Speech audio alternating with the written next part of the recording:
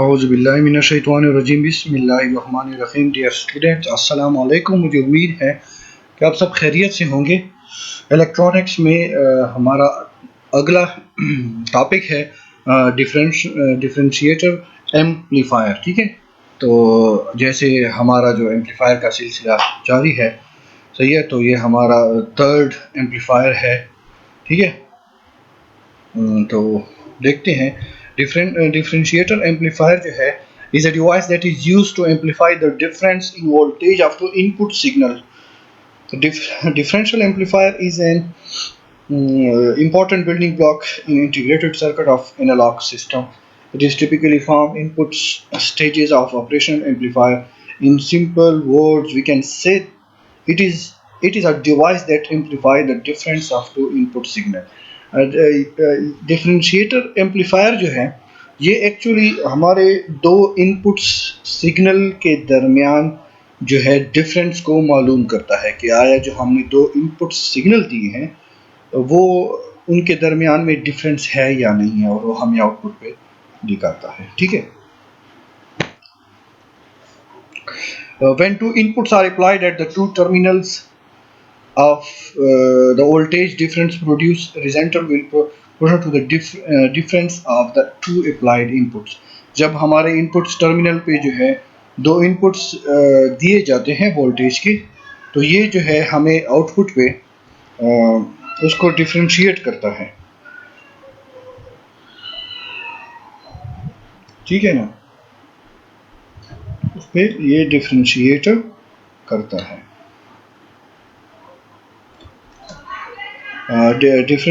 Differential amplifier behave as a subtractor circuit that basically subtract the two input signals. यानी हमारा जो differential amplifier है basically हमारा subtractor circuit की तरह बिहेव करता है। ये हमारे दो इनपुट सिग्नल को जो है आपस में से सबट्रैक्ट करता है और उसका डिफरेंस हमें आउटपुट पे देता है। और ये डिफरेंशियल एम्पलीफायर जो है इसकी जो इंटरनल कंस्ट्रक्शन होती है वो हम बीजीटीज और एफएटीज जो कि हमारे ट्रांजिस्टर है इनकी मदद से हम इनका जो है इन एम्पलीफायर्स को बनाते हैं। जैसे कि हमने बीजीटी और एफएटी ऑलरेडी हमने अपने कोर्स लाइन में जो है ना ऑलरेडी हमने पढ़ लिए हैं। ठीक है, तो ये हमारा जो डिफरेंशिएटर एम्पलीफायर है उसकी जो इंटरनल स्ट्रक्चर होती है वो कुछ इस तरह से नज़र आता है कि ये हमारा कैपेसिटर है, ये हमारा रेसिस्टर है, एम्पलीफायर है, ये हमारी आउटपुट है। ठीक है ना, तो और ये हमारी जो है एक ये हमारा वीइन है और एक यहाँ से आ रहा है। ठीक है ना, सो इट इज़ आगे हम इसको मज़ीद डिटेल से देखते हैं। Circuit of A differential amplifier as we can see in the circuit diagram, there are two inputs and two outputs are used. Here two separate transistor Q1 Q2 are applied so as to apply separate inputs at the base of both the transistor. यानी हम यहाँ पे differential amplifier का जो circuit है हम यहाँ पे देख सकते हैं कि यहाँ पे उसने दो ट्रांजिस्टर को शो किया है Q1 और Q2। ठीक है ना, ये हमारा Q1 है, ये हमारा Q2 है, हमारे दो इनपुट्स हैं। ठीक है ना, इनपुट 1 और ये हमारा इनपुट 2 है। ठीक है, और दो आउटपुट हैं जो हम कह सकते हैं कि ये हमारा V आउट V1 और ये V2 है। ठीक है ना, तो ये हमारे दो आउटपुट्स हैं और दो इनपुट्स हैं। सही है, and two separate Q1 and Q2 applied so to apply separate inputs at the base। और हमने जो है इनपुट वोल्टेज जो है हमने उनको बेस के थ्रू देना है। सो हम कह सकते हैं कि ये हमारा बेस 1 है और ये हमारा बेस 2 है। ठीक है, the two separate transistor possess similarly characteristic ideally common emitter resistor RE, a common positive supply VCC and the common negative supply VE is shared by both the transistor। ठीक है ना, RE यहाँ पे दिखाया गया है जो कि VE से है और ये हमारा VC है, ठीक है, ठीक है ना। There are mainly 4 configuration. हमारा डिफरेंशियल एम्पलीफायर में जो है डिफरेंशियल सर्किट एम्पलीफायर के जो है 4 कॉन्फ़िगरेशन होती है mainly. Dual input balance output, यानी अगर हम इनपुट 2 दें तो हमारा आउटपुट बैलेंस हो। In this configuration 2 inputs are given at a output are given and an output is taken from both the transistor, ठीक है ना। अगर हम 2 इनपुट्स दें Q1 और Q2 को, तो हम बराए वक्त जो है Q1 और Q2 से 2 आउटपुट भी ले सकते हैं। Dual input unbalanced output. The input is given to both the transistor but the output is taken from a single transistor. अब इसमें अगर हम दोनों Q1 और Q2 को इनपुट्स दें और आउटपुट्स एक ही ट्रांजिस्टर से ले, तो हमारी इनपुट 2 इनपुट होंगे और हमारा आउटपुट अनबैलेंस्ड होगा। Single input balanced output, here by providing single input. अब यहाँ पे हम सिर्फ Q1 को या Q2 को इनपुट देते हैं और हमारी आउटपुट दोनों ट्रांजिस्टर Q1 और Q2 से ले लेते हैं, जो कि बैलेंस आउटपुट होगा। और सिंगल इनपुट अनबैलेंस्ड, अगर हम इस कॉन्फ़िगरेशन में Q1 को या Q2 को एक सिग्नल दे और आउटपुट भी किसी एक ही ट्रांजिस्टर से ले, तो हमारा सिस्टम उसको हम कहेंगे सिंगल इनपुट अनबैलेंस्ड आउटपुट। तो ये 4 किस्म के कॉन्फ़िगरेशन हम जो है परफॉर्म करवा सकते हैं सर्किट ऑफ डिफरेंशियल एम्पलीफायर से, ठीक है। Working of differential amplifier, a signal is applied at the base of the transistor Q1 and no any signal is applied at the base of transistor Q2. Here Q1 acts in 2 ways.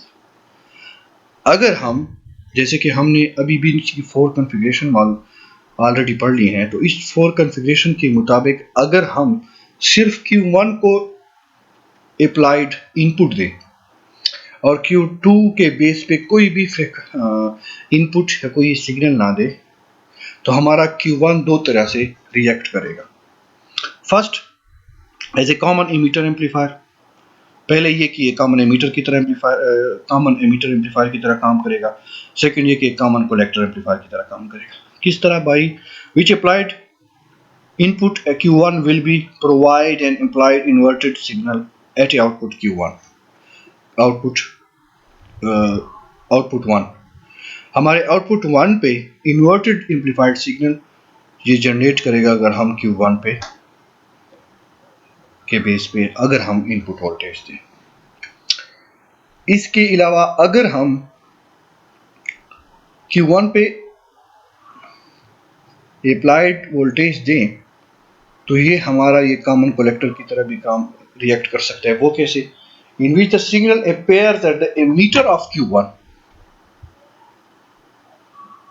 ठीक है। Ammeter of E1 पे हमारे signal appear होंगे which is in A phase with the input and slightly smaller, जो कि input की तरह ही होंगे लेकिन थोड़े से कम मैग्नीट्यूड में थोड़े कम होंगे, स्मॉल होंगे और इन फेज होंगे। दोनों के फेज में कोई डिफरेंस नहीं होगा।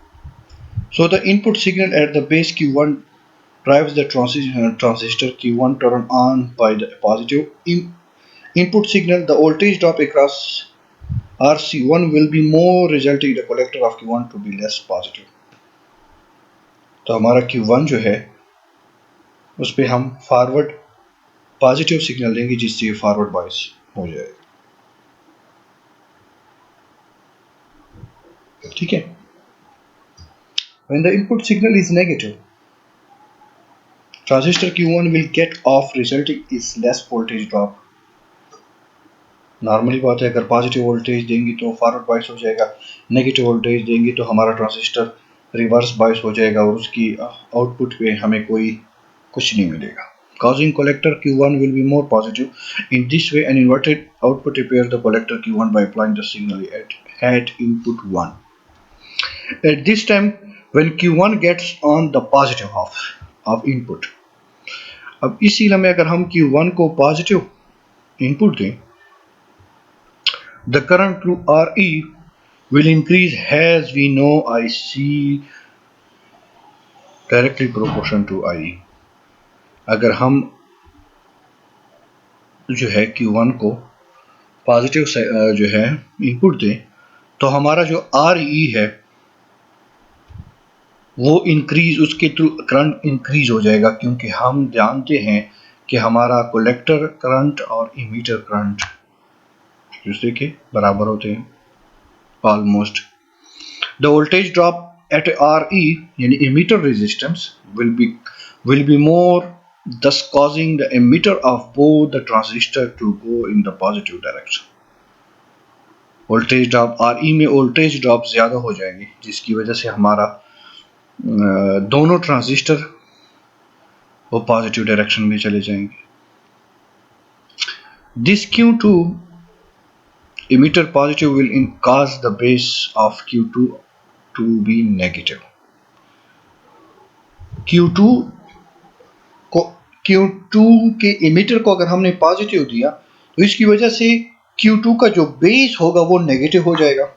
This negative half cycle will be less current in Q2, resultingly voltage drop at RC2, यानी हमारा ट्रांजिस्टर जो हमारा सेकेंड ट्रांजिस्टर Q2 है उसके कलेक्टर 2 की रेजिस्टेंस जो होगी वो कम हो जाएगी and collector goes in the positive direction, और हमारा Q2 का जो कलेक्टर होगा वो पॉजिटिव डायरेक्शन में चला जाएगा. In this way we will have a non-inverting output at the collector of Q2 for the positive input. Mobile की सॉरी फॉर द म्यूजिक, और किसी की कॉल आ गई थी, सॉरी फॉर द इंटरप्शन.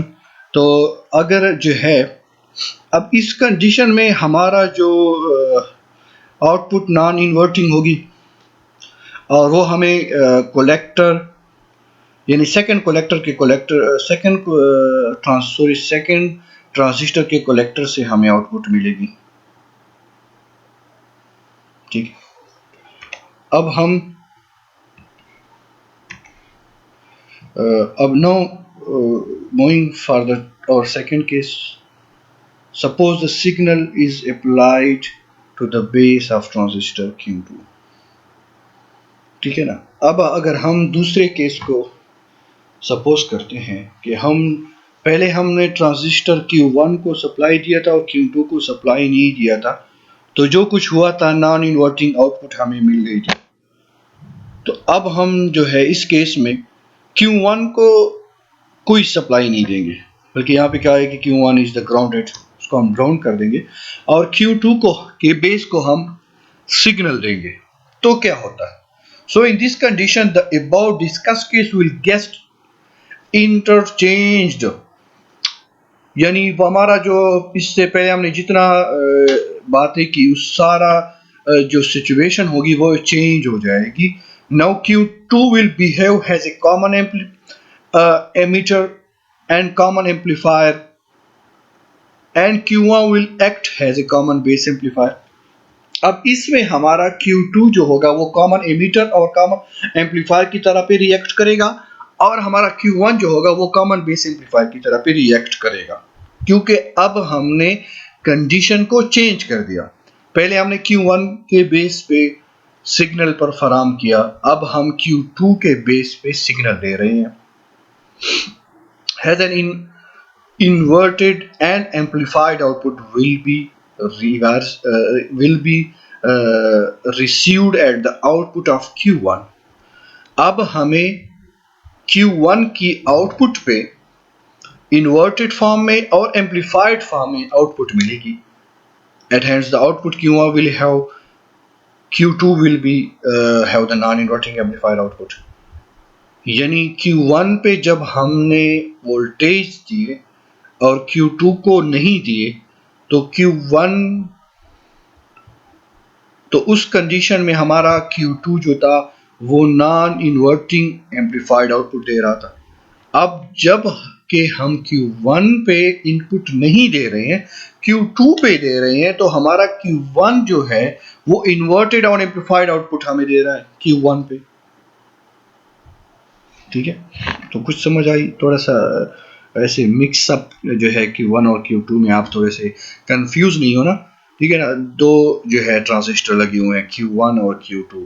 एक दफ़ा हमने Q1 के बेस पे सिग्नल दिया और एक दफ़ा हमने Q2 के बेस पे सिग्नल दिया। Q1, ठीक है ना, तो जो आई थिंक, अच्छा उसके बाद हम कंक्लूजन में ये आते हैं। In a differential amplifier, the voltage generated at the output is proportional to the difference of the two input signals. So when the input applied in inputs are equal, there is no difference between the two input voltage. The resultant output will be zero. यानी हम इस conclusion पे आ गए कि differential amplifier को जो हम दो इनपुट्स दे रहे हैं, अगर दोनों इनपुट्स में कोई डिफरेंस नहीं है, दोनों इनपुट सेम है, दोनों इनपुट्स अगर इक्वल हैं, तो हमारा जो डिफरेंस होगा, डिफरेंशियल एम्पलीफायर का जो हमें आउटपुट पे डिफरेंस बताता है, वो उसका रिजल्टेंट आउटपुट जो होगा वोल्टेज विल बी जीरो। जिससे हमें पता चल जाएगा कि हमारे दोनों इनपुट्स के, हमारे दोनों अप्लाइड इनपुट जो कि हमने इनपुट्स पे दिए थे, दोनों अप्लाइड इनपुट सिग्नल जो थे वो इक्वल थे। That's why the difference between the two inputs voltage, the resulting output will be zero. That's it. ठीक है, सो आज का लेक्चर यहाँ तक। मुझे उम्मीद है कि आपको समझ आ गया होगा। Thank you. मुझे अपनी दुआओं में याद रखिएगा। अल्लाह हाफिज़।